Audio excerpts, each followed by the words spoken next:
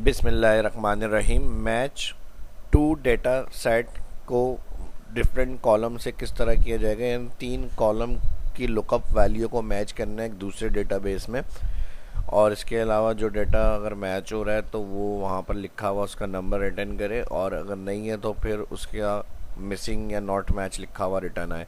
तो ये किस तरह से होगा, इसकी दो एग्जांपल आज की इस वीडियो के अंदर मैं समझाऊंगा। तो चलिए शुरू करते हैं। जो फर्स्ट देखें चैनल को सब्सक्राइब कर लें, वीडियो को लाइक कर दें। माइक्रोसॉफ्ट एक्सेल को ओपन करेंगे। अब यहाँ पे कोड, डेट और एम्प्लॉय की सेल्स है। अब इस हिसाब से हमने कुछ अलग एंट्रीज यहाँ पे एम्प्लॉय कोड की हुई है और डेट है और उनकी सेल्स। अब हमें इन कोड्स के हिसाब से अगर इसके अंदर वो कोड हैं तो उनकी सेल्स रिकॉर्ड को देखते हुए उनकी पोजीशन रिटर्न करे कि उस डेटा के अंदर कौन से नंबर पे ये पोजीशन आ रही है, यानी एंट्री हुई है। और अगर नहीं है तो यहाँ पर हमारे पास नॉट मैच लिखा हुआ आ जाए। तो इसके लिए फिर हम इस कॉलम तीनों कॉलम को लुकअप करके चेक करना है। तो इसके लिए हम लगाएंगे if error match lookup value, ये तीनों हैं तो यहाँ से इसको सिलेक्ट करेंगे फर्स्ट, और एंड फंक्शन के साथ सेकंड, और फिर एंड फंक्शन के साथ थर्ड। तीनों के फर्स्ट जो सेल हैं वो सिलेक्ट करने हैं आपको। अब मेरे पास का एड्रेस है E2F2 है G2। ये हो गई लुकअप वैल्यू। और अब लुकअप एरे, क्योंकि यहाँ पे लुकअप वैल्यू तीन अलग अलग सेल सिलेक्ट किए हैं, तो अब हमें लुकअप एरे के अंदर भी इसको कॉन्केटिनेट करके तीनों को अलग अलग सिलेक्ट करना पड़ेगा। तो यहाँ पर जो फर्स्ट रेंज आ रही है इसको सिलेक्ट करेंगे F4, और इसको शिफ्ट के साथ 7 एंड फंक्शन यूज़ होगा। ठीक है जी, जैसे यहाँ पर कॉन्केटिनेट किया था सेम रेंज वाइज भी पूरी सिलेक्शन बनेगी और एंड फंक्शन यूज़ करेंगे लुकअप एरे में। फिर सेकंड सिलेक्ट होगा और फिर इसके बाद F4, यहाँ देख लें फार्मूला बार में। ठीक है जी, दोनों रेंज सिलेक्ट हो गए। फिर एंड फंक्शन और फिर थर्ड रेंज सिलेक्ट, और इसको भी हम करेंगे F4।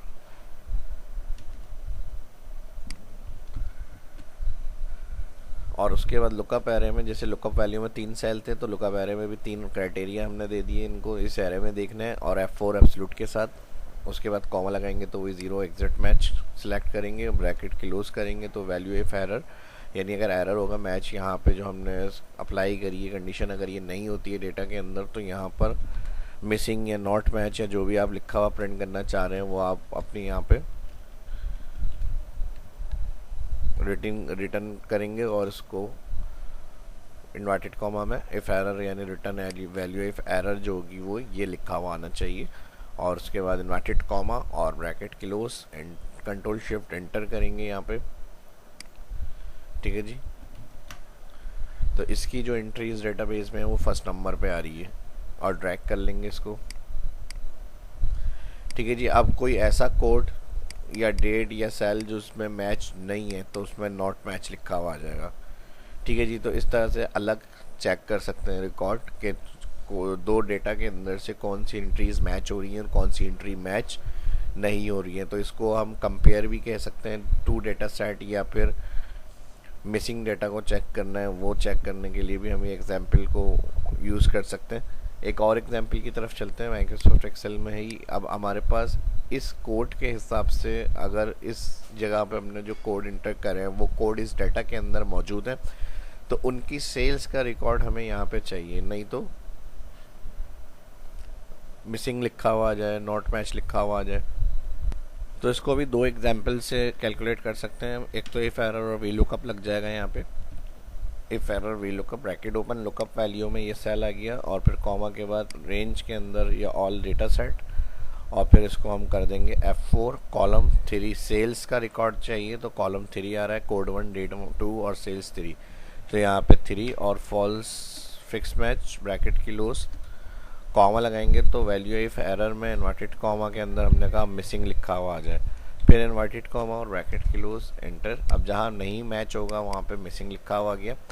एग्जाम्पल 2 की तरफ अगर हम जाएं तो इसको हम इफ काउंट इफ, और काउंट इफ के बाद यहाँ पर हम ऑल रेंज को सिलेक्ट करेंगे F4 कॉमा, तो इसको हमने कहा मैच करना है।